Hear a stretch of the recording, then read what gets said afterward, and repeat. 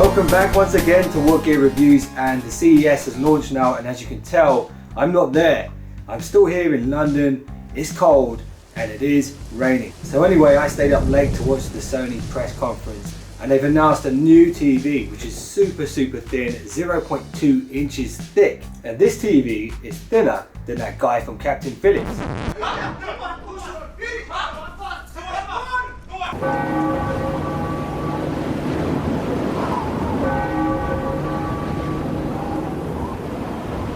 Us over here in Europe, we got the metric system.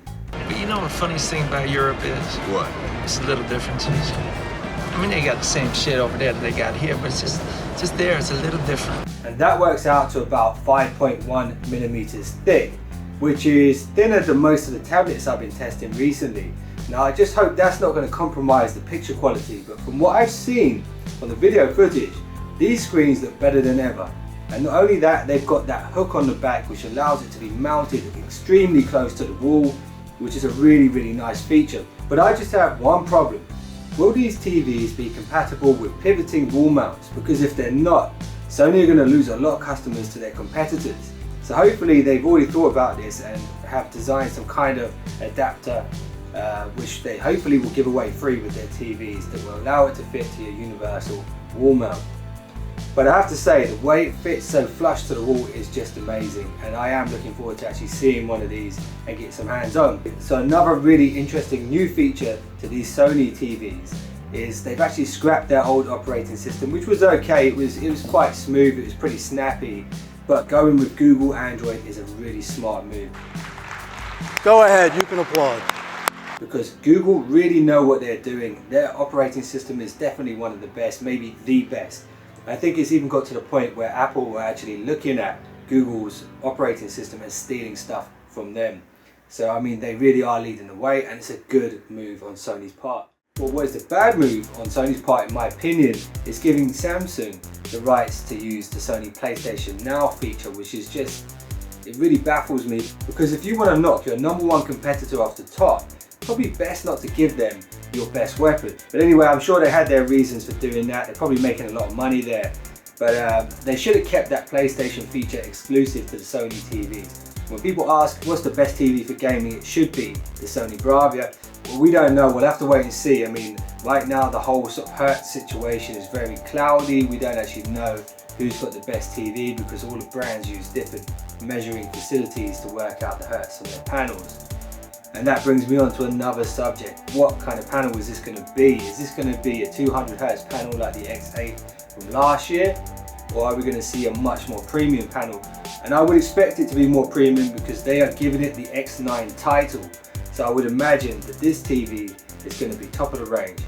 But it isn't, in fact, because they've actually got the X930 and the X9100C as well coming out. So that's going to be interesting. I haven't heard that much about that yet, but I will be looking at that later on. So let's talk about what they've changed. So obviously they've changed the operating system. Now they've introduced the one-flick remote with voice command microphone in there. And obviously you've got the Google Voice on the TV, which is probably the best voice activated service on any smartphone, tablet, and now TV. So that's going to be a really nice feature for Sony. I'm surprised they didn't use a pointing device like some of the other brands, because that's quite convenient when you're browsing the web. They've stuck with their trackpad style, which is, you know, it's fairly good. I think people are quite used to it. So what else have they changed? I mean, you can see it's basically bezel-less now, it's very thin, but also they've upgraded the chip and the processing in there. So before they were going with 3 different names, the Tri-Luminous, the Extended Dynamic Range, X-Reality. Now they've basically combined all of those into one chip, the X1, which now apparently assesses the signal that is coming to your TV. So when you're streaming 4K now, the best picture quality you're going to get is with a Sony TV, and that doesn't come from Sony themselves.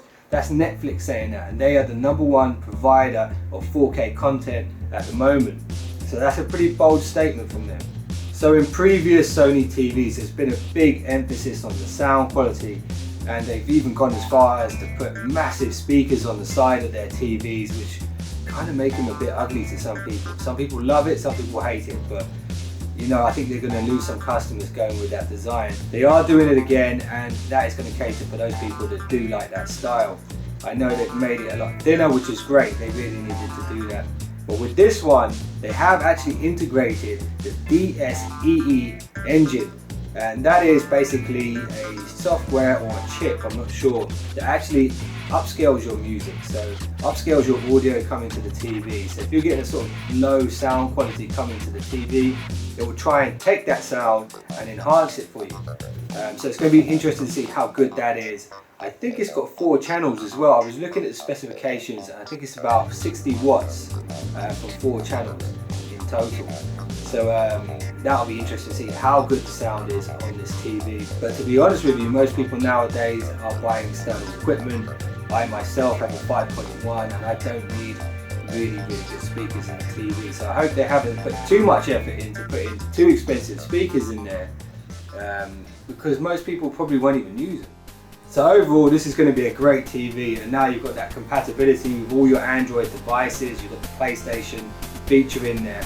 I kind of want to know whether the PlayStation PS4 controller will actually work with this TV. It'll be really good if it does. So I'm just going to wait and see. This is a preview of the TV, so please don't bite my head off if I'm just telling you stuff you already know. And instead of hitting the thumbs down button, if there's anything I'm missing, just add a comment and maybe hit the thumbs up button if you enjoyed the video. Hopefully I'll actually get some hands-on with it later this year, and maybe at the gadget show. So you want to stay tuned to the WhatGear channel and make sure you check out my future uploads. And we'll be looking at some of the other stuff that's been going on at CES, so keep an eye out for my first impression videos. And join me again on WhatGear. So if you're after a TV that wows and moves you emotionally, and when you see it, strikes you in the face like a front kick from UFC middleweight legend Anderson Silva, then get this TV and that won't be a problem. You know what they call a quarter pounder with cheese in Paris? They don't call it a quarter pounder with cheese? Oh man, they got the metric system. They wouldn't know what the fuck a quarter pounder is. Yes, Commissioner. Hey Batman, Sony just released the X9100C. They say it has a floating design. What do you make of that? By whatever name. That tiny TV transmitter we built in back of the fuel gauge is functioning perfectly.